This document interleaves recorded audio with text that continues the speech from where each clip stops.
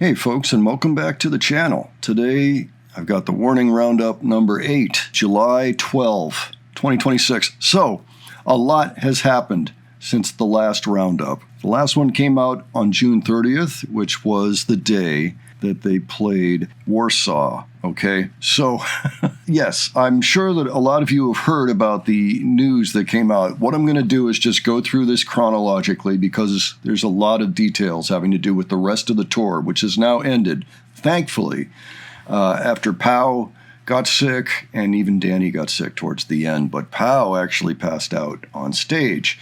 We'll get to that in a moment. First thing I'm going to do, show a couple of pictures that came out from Gröna Lund, a Swedish gig, that shows a little bit better what they were looking at while they were playing, and the fact that it really was an amusement park that they were right smack in the middle of. The gig after that I did mention was in Copenhagen at the Amazurbaio, and I've got a few extra details about that gig. It started late. What happened was it was supposed to start at 8 o'clock sharp, but then there were laptop issues. And so that delayed things for a half an hour while they were on the phone with tech support, trying to iron out the issues. Anyway, they got it worked out. They did the complete show of 18 songs, so that's great. It was very, very hot that day, and you could tell by looking at them that they were kind of warm. June 30th, they showed up in Warsaw. I have a short of them all in Warsaw, which I'll put right here. Siemano, jesteśmy Tabula Rasa, zagraliśmy dzisiaj support z The Warning! Woo! I wydajemy niedługo nasz najnowszy singiel Diamenty, 8 lipca. Oglądajcie koniecznie.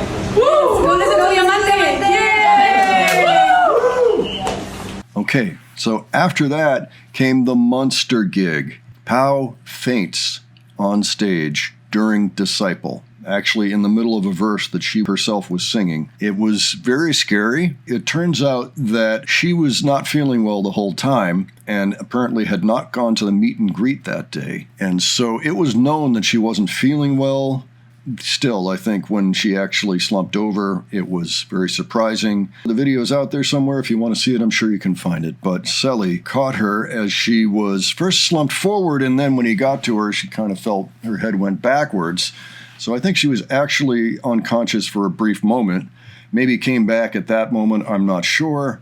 It's now several days later, and I'm happy to report that she seems to have made a complete recovery, which is great news. It was a hot time in that club. It was a very warm situation, and that didn't help matters. And of course, the gig the previous night was the same situation. It was really hot. That would have been the third gig in a row where it was pretty hot. I do have some clips from that show. What happened was Danny came out after they took Pau off stage, and they took about a 10-minute break and said, give us a moment. And Danny came back out, played When I'm Alone.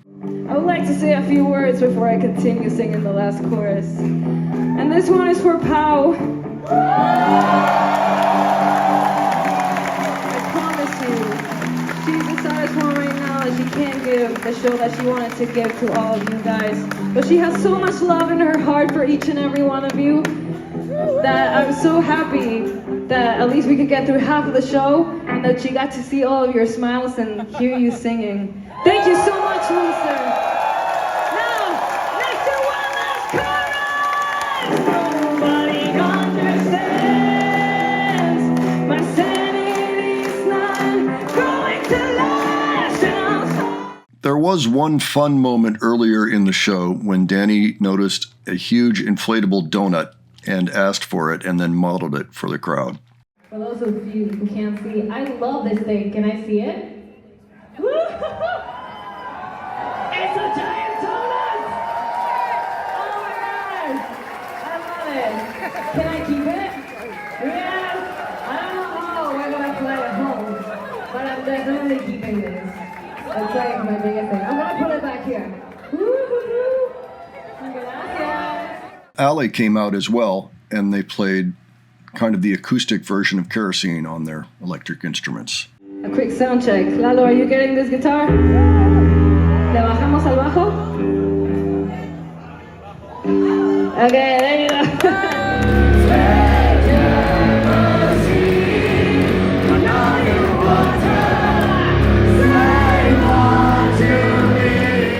So the folks in Munster got kind of a special treat at the end of that show. It wasn't a complete show, but they did get pretty far into it.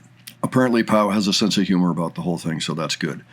But 2 days later, they were to play in Werchter, Belgium. That show got canceled. Not surprising under the circumstances. I can't think of another time that Pau actually passed out on stage. And I mean, that's pretty serious, no matter what caused it. That's a pretty serious situation. 1 day later, they played in Arras, France, and apparently had a pretty good gig there. Pau was subdued, as you might imagine, because it's still only been 3 days. That was the 4th.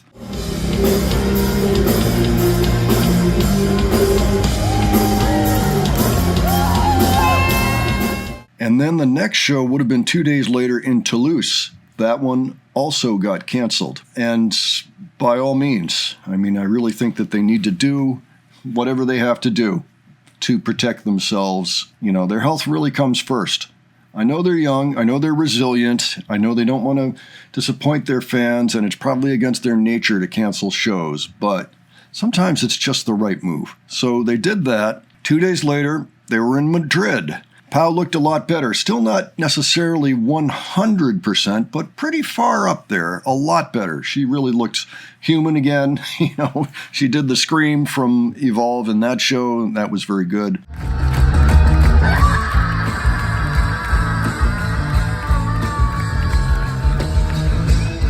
However, Danny was not feeling well. I think the word is that Danny had the flu, which is also what Pau had, by the way. I don't know if I made that clear, but Pau had the flu.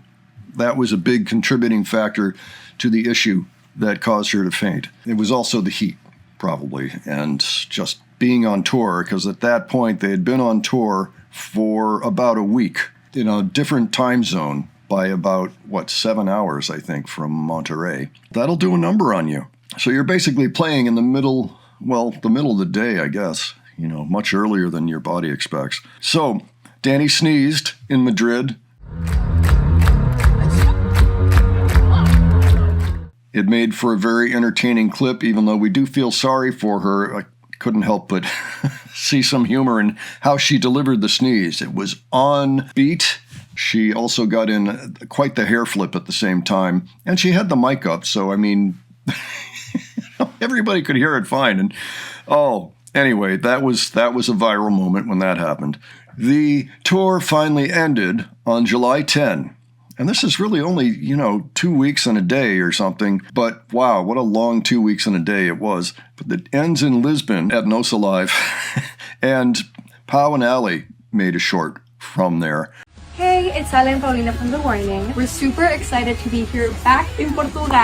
And not only that, but we're playing new music from our upcoming album, Everything's Falling. So, the album comes out August 28th. Please check it out when it comes out. And we can't wait to play for all of you once again here in Portugal.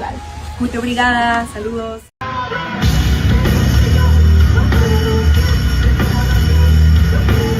Apparently, Danny wasn't up to it at that point. She's probably recuperating right now. You're going home. All of a sudden, it's another time zone again. 2 weeks is long enough that you have to readjust almost from scratch. Wishing her the best, wishing Pau the best as well. And of course, anybody else that maybe found themselves feeling a little under the weather going through this whole experience. Other things that happened.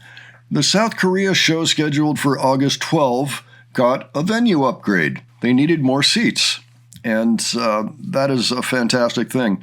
They didn't have a lot of room to move forward from that date because 2 days later, they're playing in Osaka. And then 2 days after that, they're in Tokyo. So a couple of things had dropped recently during the tour, really towards the end of the tour, but they were both done well before the tour even started. One of them was they appeared on the channel Bullseye in a video where they were trying American foods that were banned around the world for various reasons. It's crazy.